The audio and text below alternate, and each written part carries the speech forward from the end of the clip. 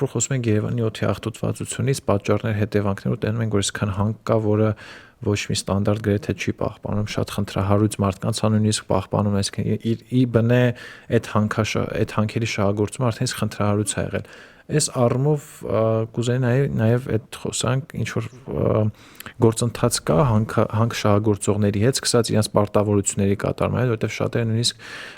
այդ հողի օգտագործման պայմանագրեր չունեն եւ այլն։ Այս թեման ինքը արդիական է ավականիում, թե չէ։ Տեսեք, ես առնվազն մի բան կարող եմ ասել, որ 18 թվականի ցեսկում չեմ հիշում մի դեպք, որ մենք նոր հանքի շահագործման դիտողություն տանք։ Բոլորը հին են, մինչև 18 թվականի։ Դա կարող արձանագրում, որ մենք կտրականապես դեմ ենք Երևանում հանքի շահագործմանը։ Այլ բանն է դրանց գործողների կասեցումը, որովհետև դրանք շատ իրավական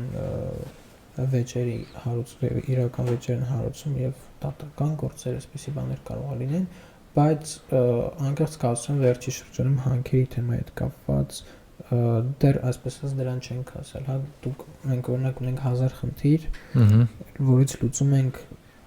100-ը կամ 200-ը կամ 300-ը եւ դուք որպես մարդ, որ դա չի լուծում, այլ քաղաքացի է, ինքը միանգամից ավելի շատ նկատում է խնդրեմը, քան մարդիկ, ովքեր մյուս խնդիրների լուծումով են զբաղվում։ Դրա համար որ դուք ասում եք հանքեր, դա կարևոր հարց է, բայց անկեղծ կասեմ, դեռևս դրան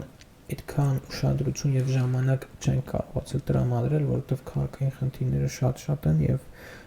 այսպես ասած խորքային լուծումներ տալու մակարդակով չենք զբաղվել, ոչ թե առհասարակ,